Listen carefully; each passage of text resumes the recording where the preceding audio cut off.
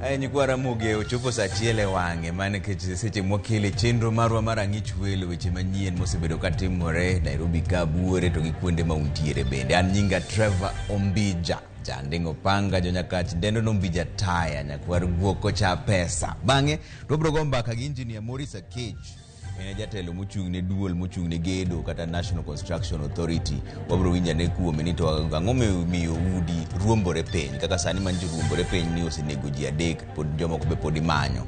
To kata ka in japango ang'ono monego ing'e kapok idonjo e ot mondo mi ing'e ni odni nogere yo mar chik opuodho. Mane mbaka mobrogo gi engineer ICHWELO saa 3 wang'e, lakini sani magi weche manyien ma wan go. Moro ma usika gi gedo ni ng'iuru kanuni mag gedo mondo kikwa ket ngima jo Kenya e yo marach manyalo kelo keto ngima gi hatari. Kwan ji mosewito ngima gi bang' odorofa ruombore piny e kar dak mar Kasarani ochopo ji 3 ka chenro mar reso ji mamoko to pod dhi nyime. As president, I will not participate in mutilating the constitution for purposes of serving selfish, personal, parochial interests. Jatend piny Kenya William Ruto seyo paro moro ma itemo chwal mar wito oko chik maketo kwan higni mowinjore jatend piny okaw ka en e loch. National Treasury commits to disburse Kenya shillings 2 billion to the NGCDF every week. En fuongruok ne jood bura bang' migawo mar omenda osingo chwalo negi omenda mar CDF.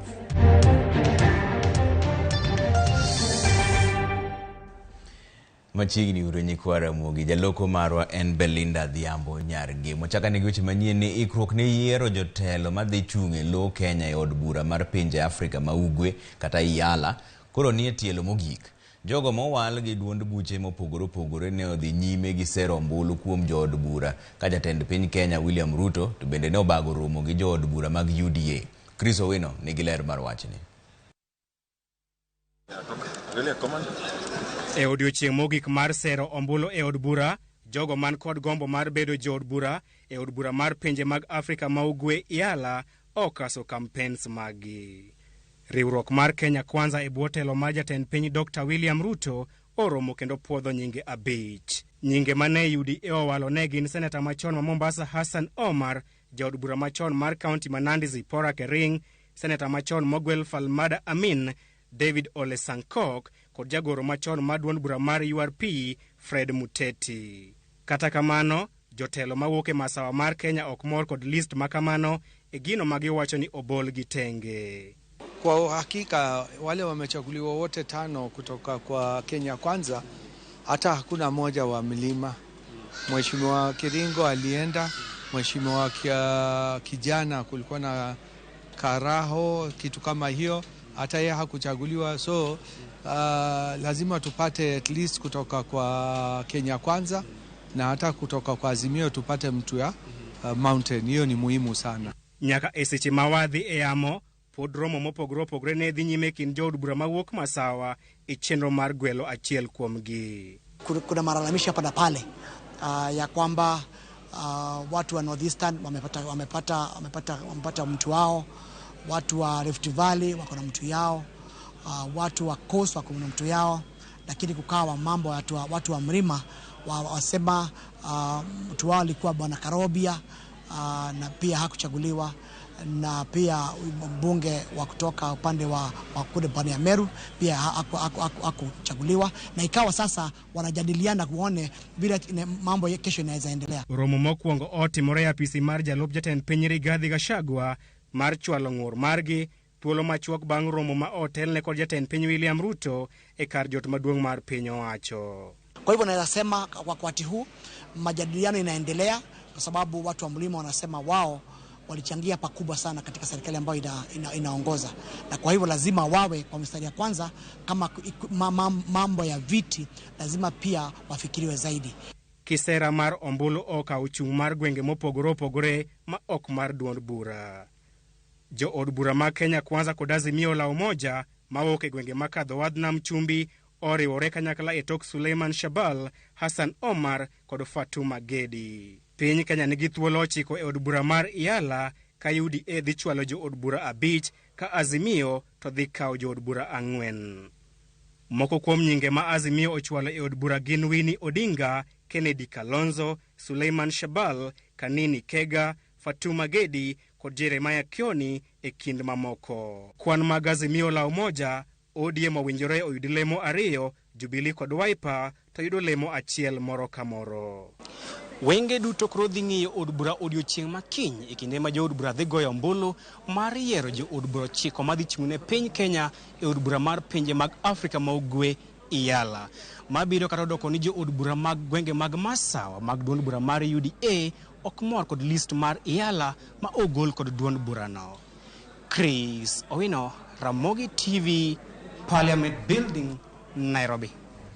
Wadong' mane od bura kanyo ni spika mar od bura mamalo Moses Wetangula ochungo chenro mar piedho jogo manyocho wal ne lemo mag jogoro mongirore migepe mopogore opogore. Okang' makama koro biro bang' doho golo chik mar chungo chenro no kaluwore gi bura manochwal gi riwruog okinde mag miluongo ni LSK mawacho ni ji ma owal ne lemogo ok ochopo dwaro mar chik. Walter Nyambaga nigi ler mar wachni.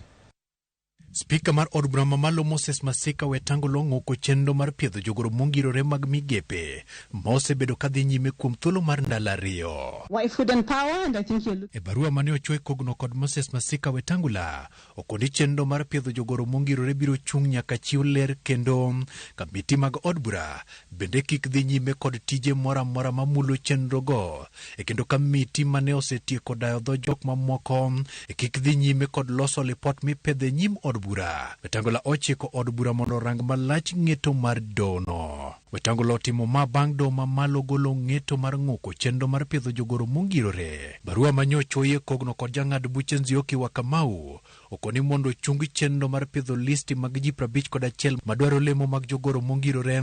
Okang' mar do biro kaluwore kod ng'ur mane ochwal kod riwruok mar okinde LSK ma owacho ni list no ne ok ochopo dwaro mar katiba. Kachiel kuom weche mane omi peke baruano ne en rem mar chopo kare dwaro mar nywando oganda kata dhoudi duto e lemo mag piny owacho. Members, we still have Walter Nyambaga, Ramogi TV. Kwa dhi mbele ni migao mar omenda koro keto fuongruok ne jood bura bang' yango ni omenda mag CDF ibiro chak chwalo ka sani koro lalruok ne pod itimo e kind migao no gi apis mar Attorney General men Justin Muturi. Report mochwal ne od bura migao mar omenda wacho ni giikore mar chiwo omenda no ne aguch CDF poni Attorney General men Justin Muturi ochiwo ler mar puodho chenro no ma ok odhi ataro gi chik ma yande ogol gi doho mar kwedo CDF. Report mar migao mar omenda lero ni kuonde ute bura duto 290 owinjore yud omenda ma ka oriw to romo siling bilion 44.2 e iko omenda ma ochakore dwe mar 6 higa montiere ni. National Treasury has therefore requested for the legal opinion of the Attorney General on this matter, and in particular the implication of the Supreme Court decision on the utilization of NGCDF budget for the financial year 2022-2023. The National Treasury has, however, not received feedback from the Office of the Attorney General. Finally, subject to the legal advice from the Office of the Attorney General, the National Treasury commits to disburse Kenya shillings 2 billion to the NGCDF every week, effective the week starting 21st November 2022. That statement, Honorable Speaker, is from the CS National Treasury. Kwa kanyo ni jatend piny Kenya William Ruto koro wuok oko kaseyo paro moro mosebedo ka ichwalo gi moko kuom josiasa mag dwaro ni tim lokruok ne katiba mondo mi kik keto badho ne jatend Kenya laro lemono nyading'eny. Ruto mane oloso gi jood bura mag duond bura mag UDA wacho ni en owuon to keto mana mahino e timo dongruok ne jo Kenya ma ok keto ich lach ne telo. Ruto dwaro ni jood bura okadh mana chike mabiro konyo e jiwo dongruok ne jo Kenya. Make use of the floor of the House, make use of any other fora to make sure that you push the agenda of your political formation, you push the agenda for your constituents, you push the agenda for your government, while enjoying that freedom.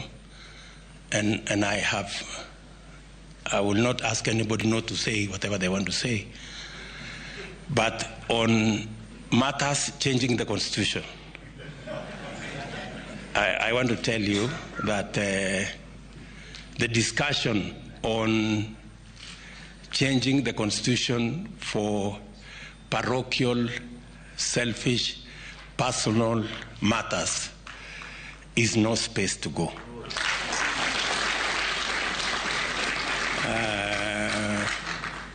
I want to be very clear that as president, I will not participate in mutilating the constitution for purposes of serving selfish, personal, parochial interests. Kwan ji ma osewito ngimagi bang' od orofa ruombore piny Kasarani koro chopo ji 3 ka ji mamoko to pod imanyo. Yangore ni wuon odno ne orem luwo chik mane ochiw gi bad migawo mochung' ne puodho gedo mag ute kata National Construction Authority miluongo ni NCA. Apedha pod itimo mar manyo wuon odno. Jafwambo marwa Edwin Okoth miyowa ler mar wachni. Ot mane olwar ka gedo mar dhi nyime kendo iko moko kuom jogedo mane ni e yeno. Wachore ni ne osechung gedo mare moingo nyadiriyo to wegi ne otamore winjo siem. Jata tije mar NCA Morris Akech wacho ni nyaka chieng' tich ariyo mane odno olwar piny. Apisas mag NCA ne olimo kanyo ma otamo jogedo ni kik dhi nyime kod gedo. Nyoro gokinyi jowa ka nyodhi tije mamoko ma area ni nyogi rawo ka nikech nyogi neno ka chal tich pod dhi mbele kata ka nosechungo tich kamano mane gi neno ka tich pod dhi mbele to kalure ka nyogi ng'iyo nyogi neno ka nitie dalili moko manyiso ni odno nitie kama ochopo makoro ok ochung' motegno nikech gisebedo ka gigolo ji kanyo kata gichungo tich to ji bira. Koro kuom wai marach kanyo gibiro gokinyi nyogi golo funde manyo tiyo kanyo to kanyo gilo kata tok ni to kendo hai marach funde moko nyodok e kuro te karomo saa 8:20 to oruomre piny. Okang' ma kamano koro miyo moko kuom jotelo golo siem mager ne jogedo kendo gidwaro ni wuon odno kaachiel kod jogo manomiyo tij gere mondo maki kendo chwale nyim doho kod ketho mar nek. Tunasema that is impunity ambayo iko ya hali juu sana, and as a government we are going to make sure that this kind of affair is not repeated again. Once you are instructed not to do by a government agency alafu unaendelea kufanya, basi we want to know who you are. Wewe una nguvu gani ambayo inashinda serikali? So from the county we are going to take action. First of all, the developer must be charged in court. In fact, Waziri, we will liaise with the police and the DCI to find that developer who knows he should not be building a building in this way. The standards of materials are wrong. He did not get any permit from the county. There was an enforcement notice, but because of impunity decided to go on. He needs to be charged with murder because that is murder. Odno mar orofa auchiel mane pod gedo ne dhi nyime ne oruombore piny e gwenge ma Kasarani chieng' tich ariyo kendo apisas mag Kenya Red Cross kaachiel kod jolweny mawuok e kweth motelo ne reso e kuonde masira machalo kamago ne osegolo ringre mag ji 2 nyaka odhiambo mar chieng' tich adek. Ng'at achiel mane oresi kapod ngima otieno ma piny ruogo tich adek bende ne owito ngimane, ma koro kelo kwan mag jok ma odno nego nyaka 3 ka ji 4 pok oyang kama nitie. Koth mane chwe matek ne otemo thiro chenro mar kolo oko chumbe kod kite ma odhurore kar gedono, to kata kamano jolweny ne pod oketo maino ka geno nitie ni kapok seche 24 orumo to gibiro bet ka gisetieko tijno.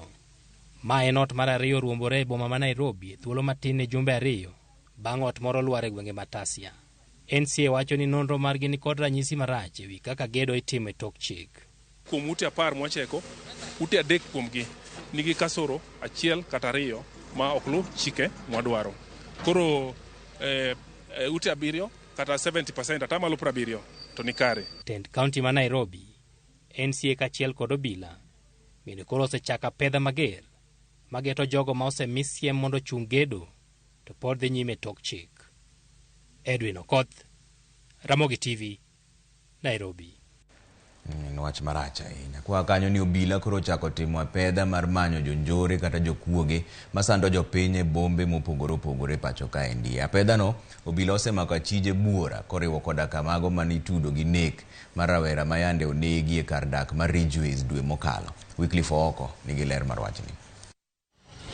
Tok jopiny golo ywak kaluwore kod njore ma okwako bombe ma opogore opogore ahinya to boma maduong' ma Nairobi. Obila koro wuok oko kendo timo apedha mager ne jonjorego. Tinende bado obila mar DCI ne ondhiyo kendo chwalo e nyim doho achije ang'wen ma itudo kod nek mar Kigan gi Dhua. Rawera ma jahigni 24 ma yande somo e mbalariany ma Strathmore Buore Nairobi mane omas simu mar ong'we yamo kod laptop bang' nek mare tarik 30 dwe mokalo.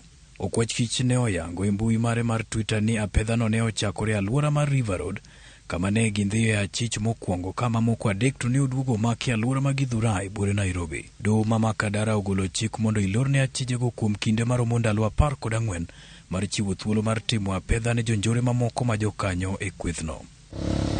Oleo mar apedha mar obilano bende ne oneno tok ka obila ne ondhiyo kendo achije moko adek mag mecho e apaya maduong' ma Thika.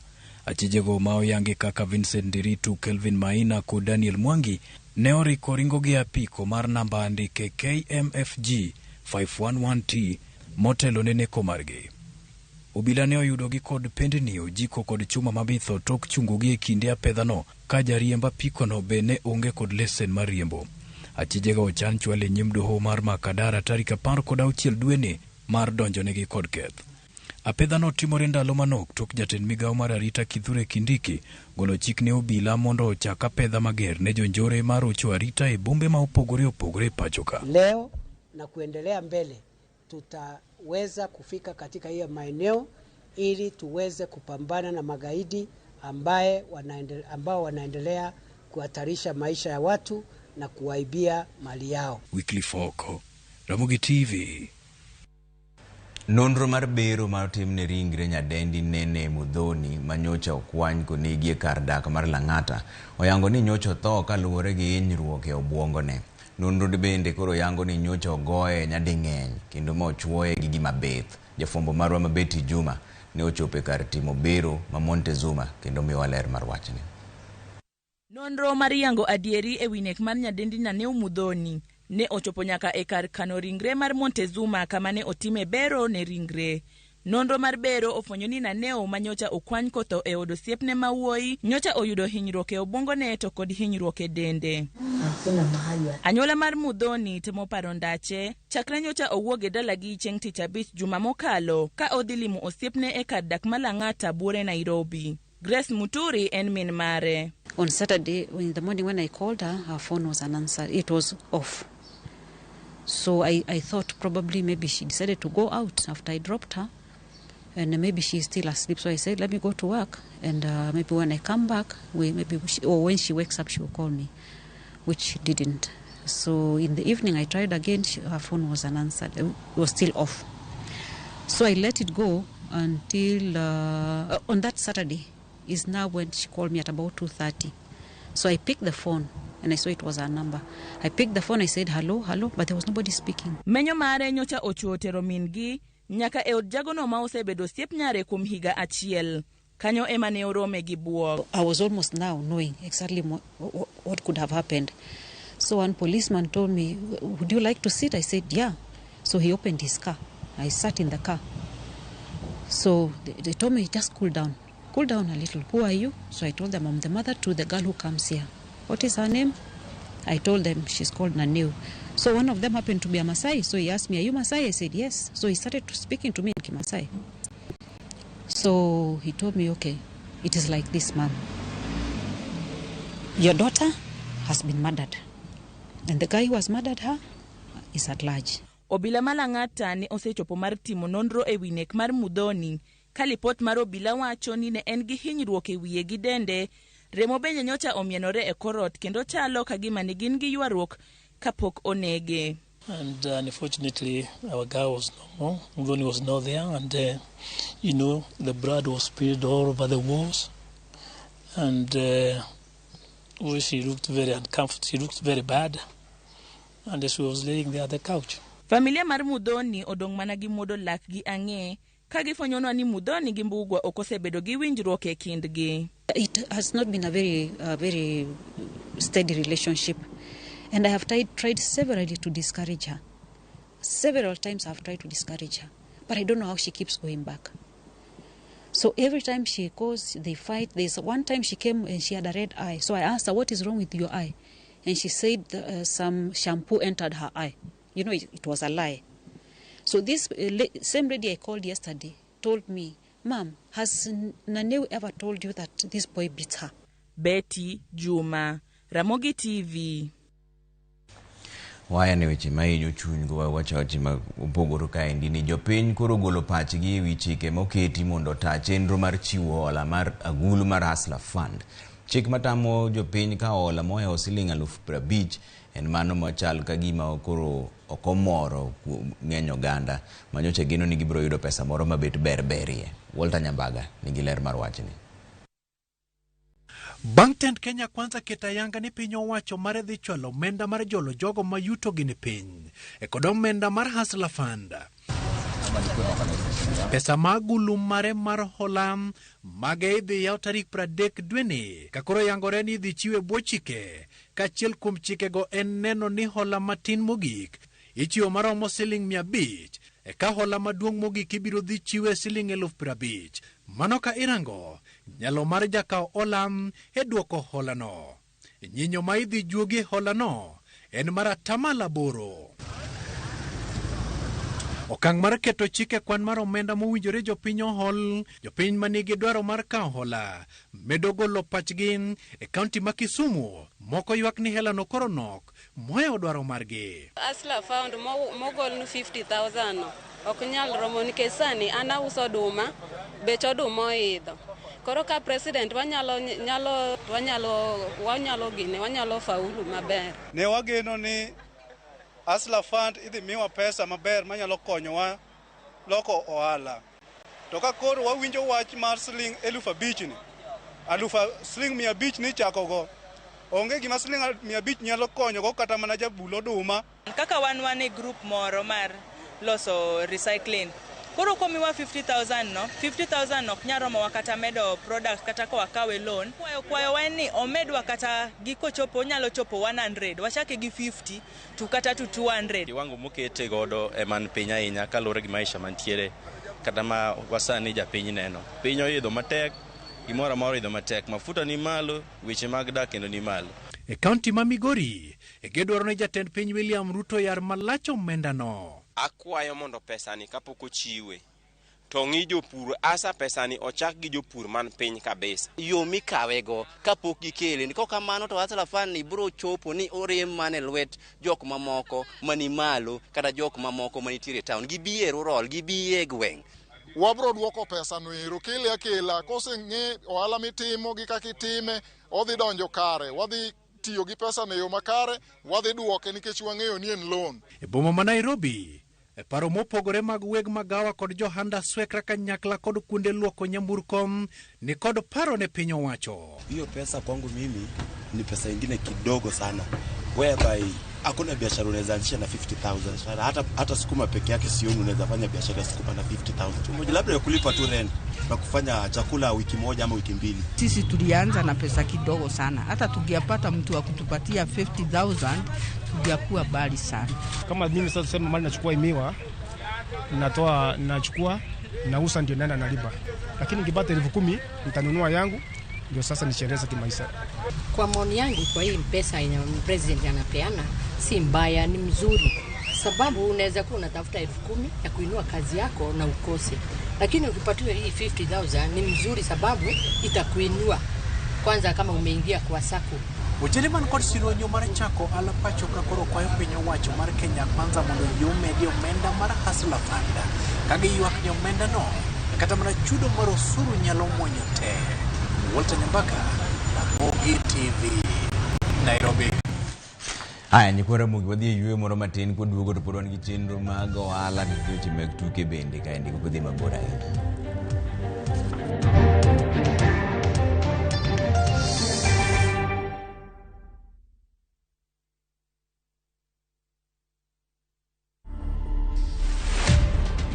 I've done a couple of multinational bike trips. I've done like a lot of Nairobi to Cape Town solo rides. I've been traveling for more than 12 years. but it's just that I haven't been putting it out there. For me, without bike, I don't know, I can't stand even 2-3 days. If I go to safari or something, I can't stand like a day or two. So long trips for you, but bikes for me anytime. To watch this story and more, download the Citizen Digital app today. Kenya's #1 app, Citizen Digital.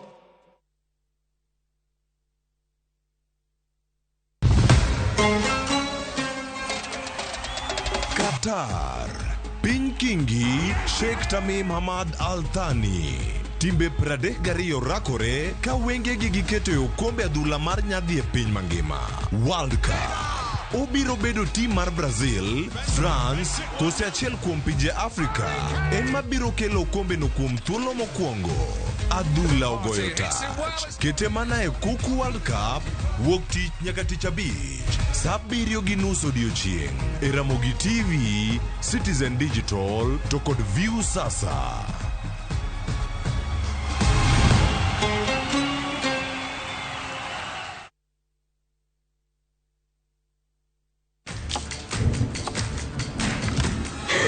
Have doodles taken over your home? Get Bolt and get your home back. Unlike other insecticides made from toxic synthetic pyrethroids, Bolt is made from 100% natural Kenyan pyrethrum, making it gentle on you but deadly on flying and crawling insects. When doodoo strike, stop them dead. Get Bolt insecticide today.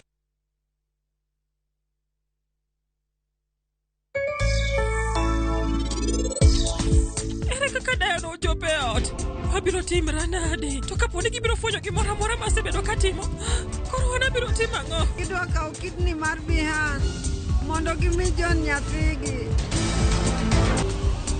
In mamana timo gigi te anachonyera gi jodalani mana nikech in. Kapod Sankara nitie odni ukabiyie ni inyitimne gimoro amora marach.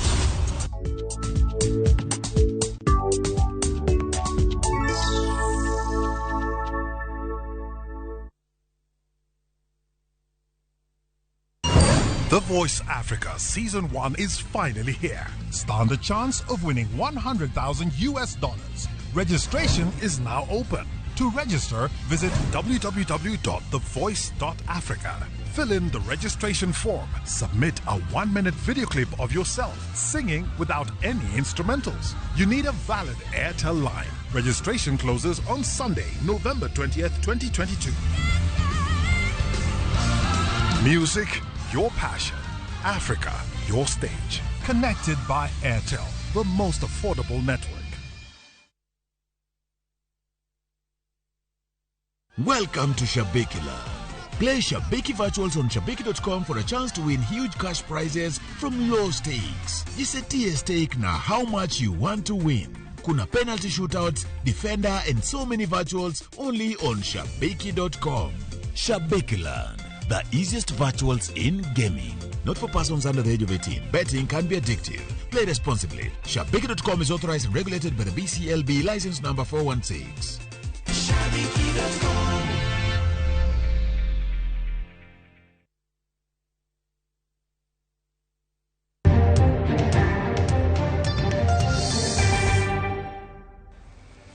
Ni kwa Ramogi Momori nuketi Ramogi TV ka wadhiane mbele gi chenro marwa mar ICHWELO ni riwruok mar jopuonj mar NAT kod KUPPET ogwenyore paro ewi kuma owinjo jopuonjre mag grade mar 6 bedie ka gichako somo mar junior secondary.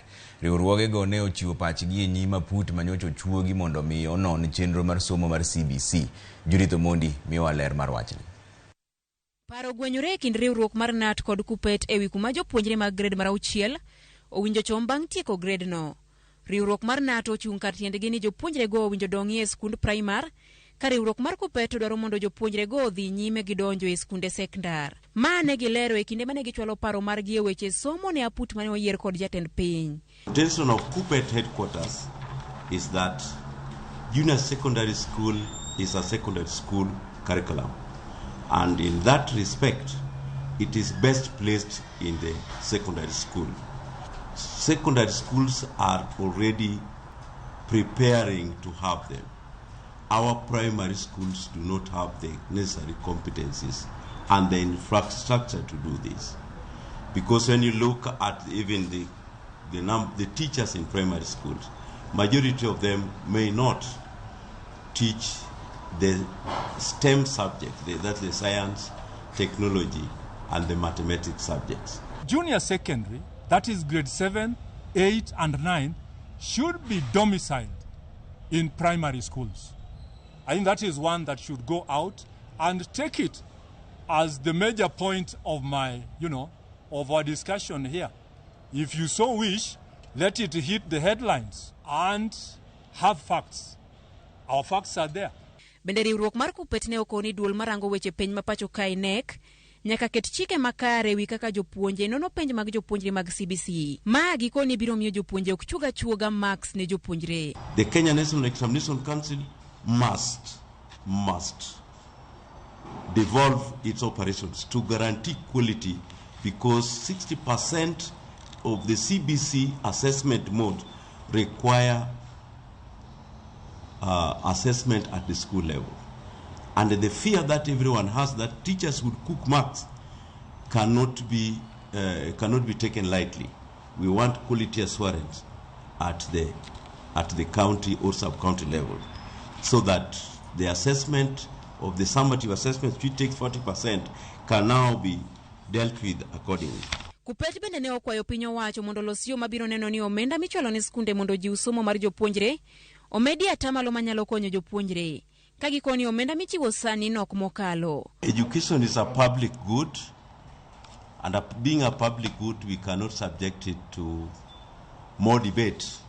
Parliament should allocate more funds for capitation to schools, for schools to run. I remember education in the Constitution is not only free, especially basic, but compulsory. Riwruoge ariyogo kata kamano ne oriwore paro ewi weche maluoro jopuonje. Magi oriwo koda kadeo jopuonje matiyo e gwenge maoro kod weche mag arita okwako. Bende gikwayo duol marango osara mar jotich mondo lok kaka gisebedo ka gitiyo kod jopuonj ka gikwayo twak mabiro kelo winjruok e kindgi kanyakla. SRC does not sit with us at the table when we come up with the CBA discussions. They come at the tail end to say this cannot be implemented, and they give reasons. We want to share those reasons with SRC on the table before they come out to, derail the process of collective bargaining agreement. Apuduno ne osingo mar rango pach ji duto kendo golo lipot ma adundo mabiro chiwo ler ne jopuonjre mag grade mar 6 chak dwe mar 12. Ideas that the Secretary General has spoken about, and for which we'll continue having the conversation with them, and that every Kenyan is waiting for, is where will junior secondary be domiciled? It is an issue where everybody has a different position. The Working Party is expected to give its interim report by early December, and we hope that the report we give will provide guidance on where they will be. Judith Omondi, Ramogi TV. Kwa kanyo ni ji 90 yud kod midhusi mar coronavirus mani e kwan mar ji 875 mane opime seche 24 mosekalo. Kaunti mane otele kwan mar ji moyud gi COVID-19 en kaunti ma Nairobi mani kod ji 40. Counties mamoko gin kaka Kiambu mani kod ji 13, Siaya ni kod ji 10, Nakuru ni gi ji 10, Uasin Gishu ni gi ji 6, Garissa ni gi ji 5, Kilifi ni gi ji 2, Homa Bay, Kisumu, Laikipia kod West Pokot ni kod ng'at achiel. Pod imedo jiw jopiny mapok okawo chanjo mondo tim kamano nikech tuo ni pod nitie.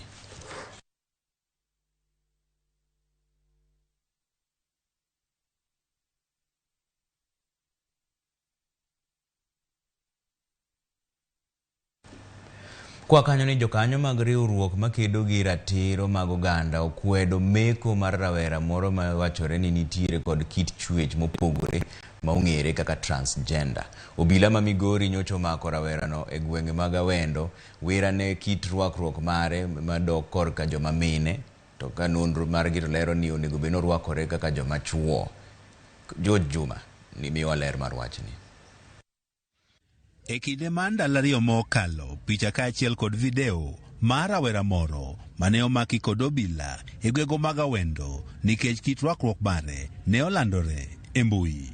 Meko kaachiel kod landruok mar video kaachiel kod picha mar rawerani mabende wachore ne nitiere kod kit chwech mopogore mabende ong'ere kaka transgender osekelo ichwang' kaachiel kod paro mopogore opogore ka owuok kuom jogo ikombe kedo ratogo mag oganda. Winjo malit kane wayudo wachni ni achiel kuomwa nyalo bedo ni kala dho polis timake nikech orwakore kaka odwaro. Imake masoe sel machak goye malonye duk machak videos go machak kete social media.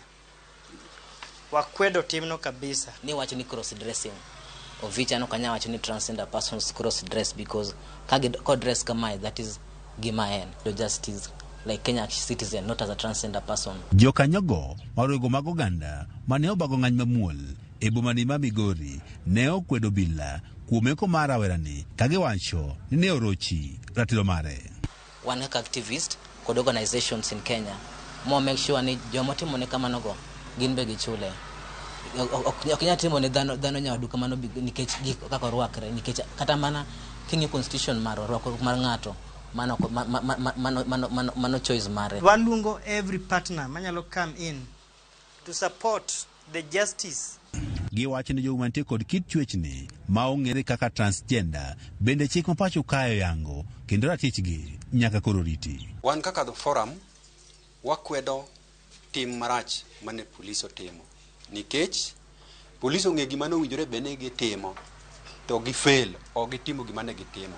Lipot mawuok kuom ruogno mar Impact Research mabende kendo trogo mag jogo mantie kod kit chwechni yango ni nitiere kwan mathoth mag ogandagi e kaunti ma Migori. Approximately ginyalo oromo ji 142 mane namba manomiwa kod NASCO. But ang'eyo ni seche moko ginyalo kalo kata kanyo nikech ing'eyo ni jogi gin jomoko ma seche moko kitgi ok giyangore ahinya nikech kaluwore gi gik mitimonegi kaka the community ka society okawogi. Tendo obila wacho rawera ne omaki nikech kit rwakruok mare. Kata bende rawerani osewe thuolo kod obila jokanyo marwogego makedo ratrogo mag oganda koro ramo ni gidhi nyime kod manyone ratiche. George Juma, Ramogi TV, Migori. Tend kaunti ma Kisumu koro chako chenro mag jiwo chenro mag bero alwora e gwenge ma ok mane chuny boma kende. Kotwake nyasi mar chako ayanga pith mar yien mohawo milion 3. Gavana ma kaunti no Anyang' Nyong'o lero ni chenro no biro chopo nyaka e kor gwenge mondo mi alwora kod lwasi ma Kisumu obed manyangafu. Mane en jaod bura ma Lego Uzonga e od bura ochiko mano Sami Weya to nokwayo tend kaunti no mondo rit ler mar aoche bende mondo eka giduok chien lel mar pi e nam Lolwe. Okwayo jopiny mondo ti kanyakla gi tend kaunti mar neno ni gibiro pedho yien e tie aoche go bende. Even the lake and rivers, they are carbon credit emission, they use carbon credit emission. So if we're able to protect those rivers, we're able to desail our rivers, we're able to plant trees and do vegetation around the rivers, like they've done all over the world. I also appreciate the idea. You know, climate change is real. Nobody is now talking about how bad climate change.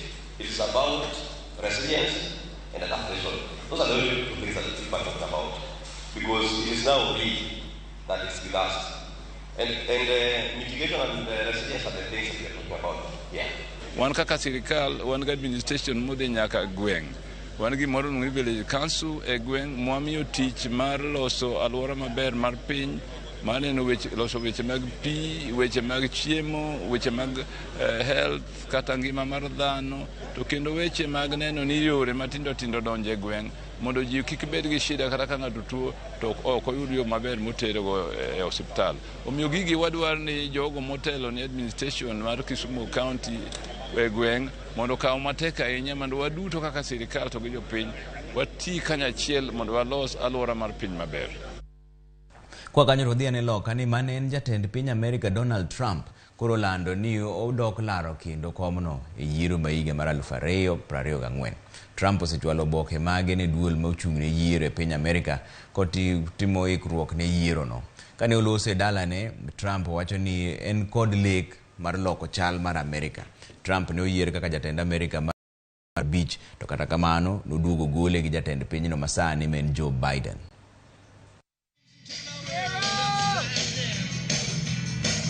No, that's when I got Jason Q in Vegas and Janine. I did a really terrific deal, and with South Korea and so many others. And I said, how much do we pay him? Love Trump because we did a great job, but manufacturers. Joe Biden has intentionally surrendered our energy independence. There is no longer even a thought of dominance, and we are now begging for energy help from foreign nations, many of whom find us detestable. Our country is in a horrible state. We're in grave trouble. This is not a task for a politician or a conventional candidate. This is a task for a great movement that... Ema kelo lar